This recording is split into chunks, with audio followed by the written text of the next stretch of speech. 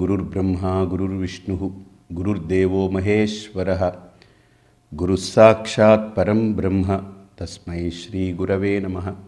ఓం దయానందచరణౌ మనసా స్మరామి, దయానందచరణౌ శిరసా నమామి.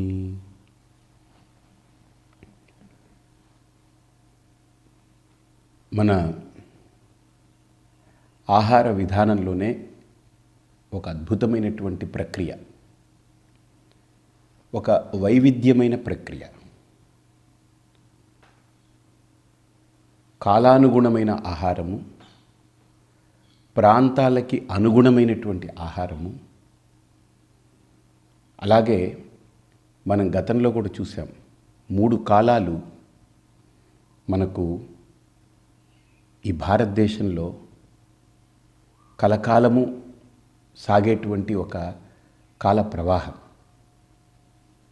3 కాలాలు: వర్షాకాలము, చలికాలము, ఎండాకాలం. ఈ 3 కూడా ఒకదాని తర్వాత ఒకటి నిరంతరము ఒక అద్భుతమైనటువంటి వ్యత్యాసం చూపిస్తూ, ఒక కాలానికి ఇంకో కాలము భిన్నంగా వ్యత్యాసాన్ని చూపిస్తూ, ఆ కాలంలో ఏమేం పండాలి అవి పండిస్తూ, మనకేం కావాలో భరత మాత యొక్క గొప్పతనం అది. మీరు బాగా గమనించాల్సింది, ఎందుకు దీన్ని మాత అన్నాము భారతదేశాన్ని అంటే, మిగతా దేశాలన్నీ కూడా ఎందుకు మాతృస్థానాన్ని పొందలేదు అని అంటే, గుర్తుపెట్టుకోండి ఒక్కటే, ఎక్కడైనా భూమి తల్లి లాంటిదే, కానీ భారతదేశంలో భరతమాతని మనం అమ్మగా గుర్తించగలిగి ఎందుకు ఆ మాతృత్వాన్ని ఎక్కువగా స్వీకరించగలిగామనంటే, మిగతా ప్రాంతాల్లో భూమికి 3 కాలాలు సరి సమానంగా ఉండేటువంటి దేశాలు చాలా మృగ్యం, అరుదుగా ఉంటాయి. వేళ్ల మీద లెక్క పెట్టచ్చు. తరువాత ఆయా దేశాల్లో కాలాలకి అనుగుణంగా పంటలు ఏవైతే ఉన్నాయో, అంటే మన శరీరానికి, మన శరీర తత్వానికి ఏమేం కావాలో వాటిని ఉత్పత్తి చేసేటువంటి ఆ భూమాత యొక్క శక్తి భారతదేశంలో ఉన్నట్టు మరెక్కడా మనకు కనిపిస్తున్న దాఖలాలు లేవు. ఎంత ఒక వైవిధ్యమైనటువంటి ఒక భరతమాత మనకు.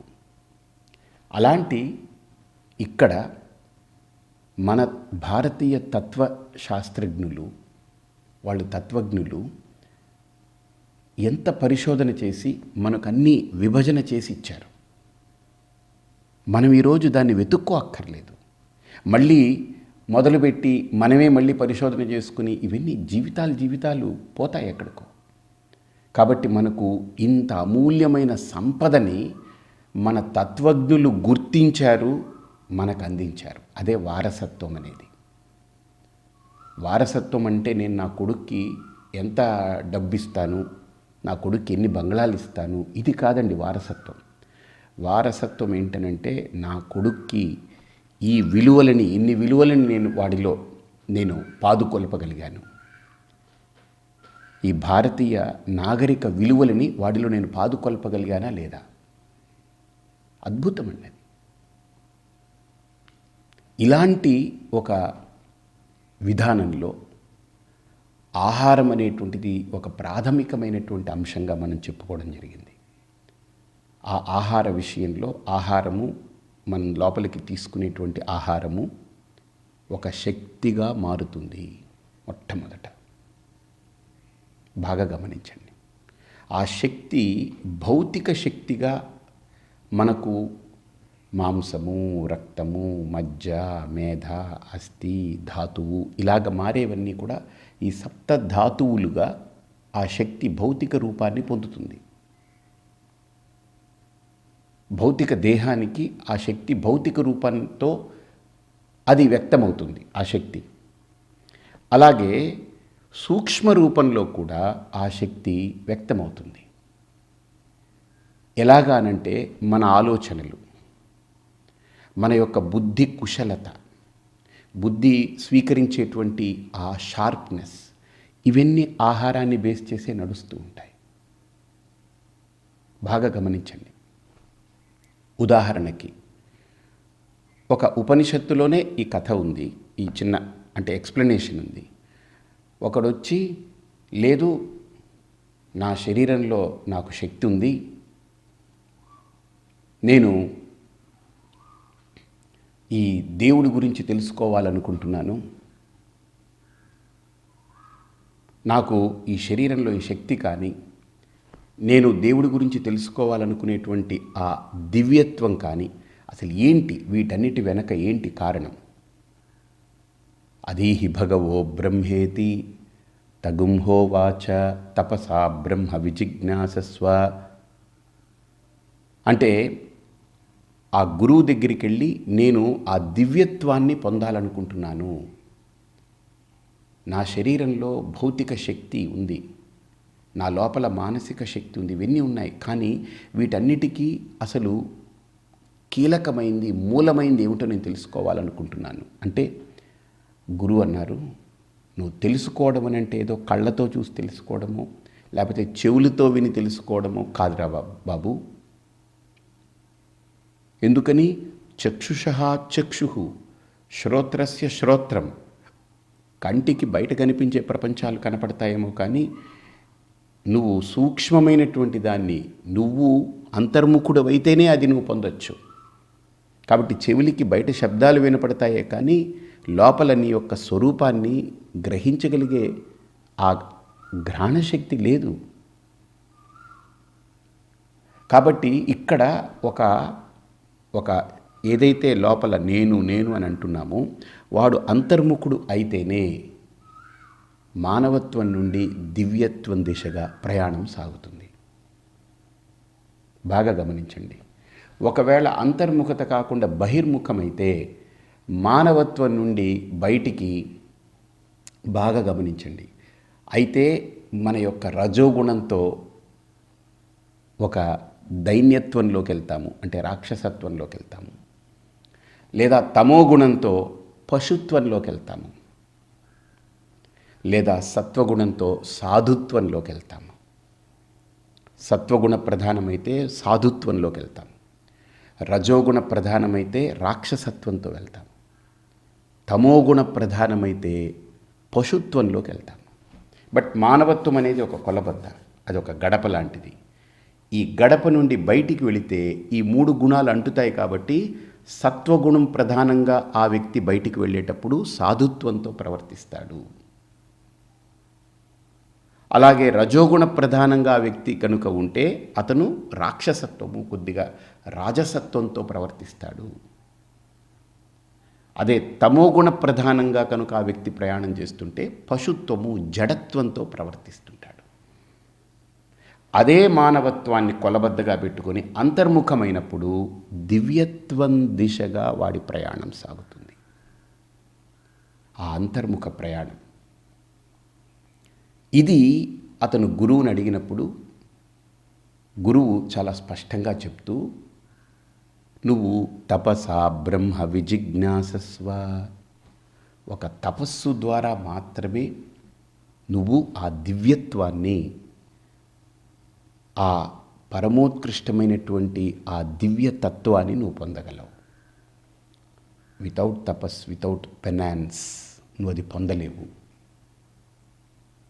ఈ ప్రపంచంలో ఒక శాస్త్రవేత్త ఒక ఫార్ములాని కనిపెట్టాలంటే E=mc². సో ఏదైతే ద్రవ్య నిత్యత్వ సూత్రం ఏదైతే ఉందో,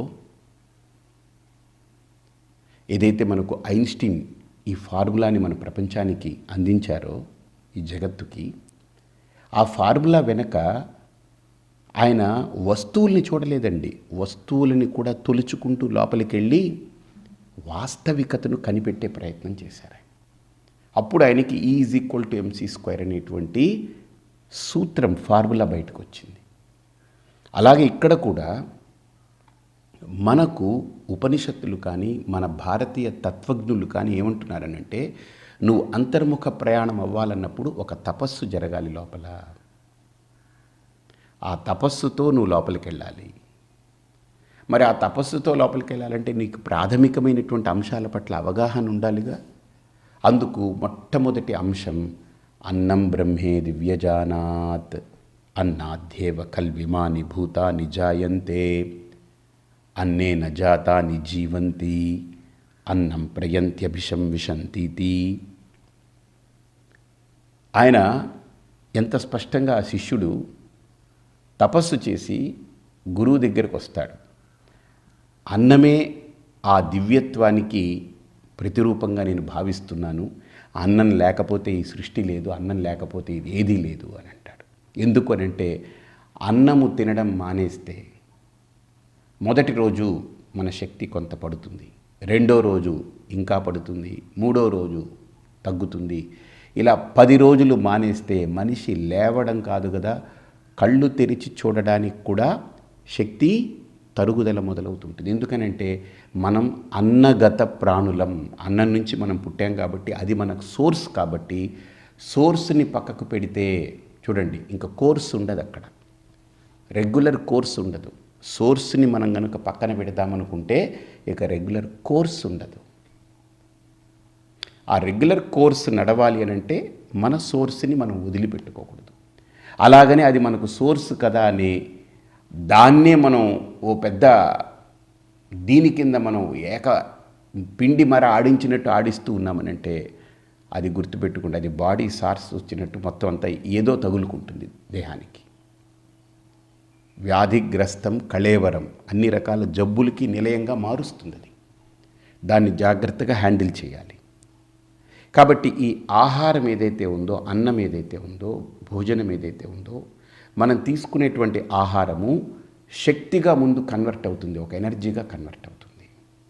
ఆ శక్తి భౌతికమైనటువంటి దేహానికి భౌతిక శక్తినిస్తుంది. అలాగే మనస్సుకి బుద్ధికి సూక్ష్మమైన శక్తినిస్తుంది. ఈ శక్తులు ఇలా విడిపడితేనే నేను ఆలోచించడానికి నా మనస్సులో ఒక శక్తి కావాలి. ఊరికి నా ఆలోచించలేం. అన్నం మానేయండి, ఆలోచనలన్నీ తగ్గిపోతాయి. అన్నం మానేసేయండి పూర్తిగా, నీ శరీరం కూడా ఎక్కువ కదలికలు రావు.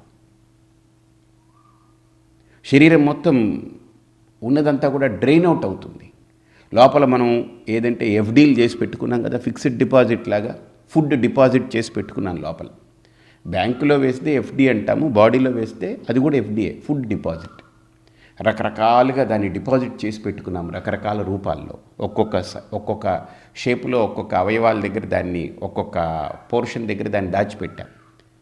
మనం అన్నం మానేసినప్పుడు ఏం చేస్తుంది, శరీరము మనం డిపాజిట్ చేసి పెట్టుకున్నవన్నింటిని కూడా తినడం మొదలు పెట్టేస్తుంది. అందుకనే మనిషి చిక్కిపోవడం ఎందుకు మొదలు పెడతాడనంటే, తన దగ్గర తాను జాగ్రత్తగా డిపాజిట్ చేసి పెట్టుకున్నవన్నీ వాడికి ఇప్పుడు తేడాలు కొట్టేస్తున్నాయి. ఆ డిపాజిట్ ఇప్పుడు దాన్ని కరిగించేస్తున్నాడు. అది తినేస్తుంది లోపల ఉన్న జాఠరాన్ని. బయట బ్యాంకులో వేస్తే డబ్బు రూపంలో దాన్ని ఫిక్స్డ్ డిపాజిట్ అంటాం. ఇక్కడ లోపల తినే తిండిని లోపల వేస్తే దాన్ని ఫుడ్ డిపాజిట్ అంటాం. ఎఫ్డీనే ఇది కూడా. సో దీన్ని మనకు చాలా అద్భుతంగా గుర్తించాల్సింది.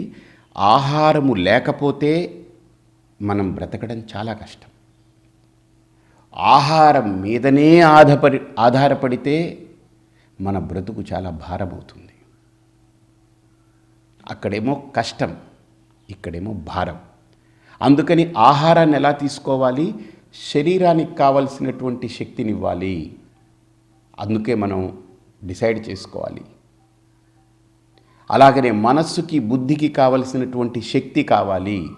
అందుకే ఆ శక్తులు ఏ ఏ ఆహారాల ద్వారా ఎలా వస్తాయో మనకు పెద్దలు చెప్పారు. బాబు, ఈ ఆహారం తీసుకుంటే దీనివల్ల రజోగుణం, ఈ ఆహారం వల్ల తమోగుణం, ఈ ఆహారం వల్ల సత్వగుణం. నువ్వు ఎలా ఉండదలుచుకున్నావు దాన్ని బట్టి నీ ఆహారం వెళ్ళిపోవచ్చు. లైక్ చైనీస్ రెస్టారెంట్కి వెళ్తే చైనీస్ ఫుడ్, నార్త్ ఇండియన్కి వెళ్తే నార్త్ ఇండియన్ డిషెస్, సౌత్ ఇండియన్కి వస్తే సౌత్ ఇండియన్ డిషెస్. ఎలాగైతే ఏ ఏ విభాగాల్లో ఆ రకమైనటువంటి డెలికసీ ఫుడ్స్ ఉంటాయో, ఫుడ్ డెలికసీస్ అని చూడొచ్చు మనం. అథెంటిక్గా దానికి సంబంధించినటువంటి అంశాలతో అద్భుతమైనటువంటి ఆహారాలు. అలాగనే నీకు ఈ 3 గుణాలకి సంబంధించి మొట్టమొదట మనకు చెప్తుంది. ఈ 3 గుణాలు ప్రధానం ఈ సృష్టిలో, ఈ ప్రకృతిలో. నువ్వు ఏ పాత్లో వెళ్ళాలనుకుంటున్నావు, ఏ పంథాలో వెళ్ళాలనుకుంటున్నావు, ఆ ఆహారం తీసుకోవాలి. తమోగుణం అనంటే నీ శరీరము ఒక ముద్దుబారినతనంగా, దానివల్ల ఉన్నటువంటివి కొన్ని తయారవుతాయి. మనోబుద్ధులు కూడా వాటి యొక్క ఆ ప్రయాణం అంటే ఊర్ధ్వగతి ప్రయాణానికి ఆటంకాలు ఏర్పడుతూ ఉంటాయి. రజోగుణం ఉండనంటే ఏంటనంటే రాజసిక ఆహారంతో శరీరం ఓవర్ యాక్టివ్ అయిపోయి చాలా ఎక్స్ట్రా యాక్టివ్ అయిపోయి చాలా ఎక్కువ మనం కంట్రోల్ చేయలేని యాక్టివిటీస్ దీంట్లో నుంచి బాడీ నుంచి బయటికి వెళుతూ ఉంటుంది. అలాగనే నీ మనోబుద్ధులు కూడా నువ్వు కూర్చొని ఉండొచ్చు కానీ అవి ఎక్కడికెక్కడికో పరుగులు తీస్తూ ఉంటాయి. దాన్ని కూర్చోబెట్టడం చాలా కష్టం.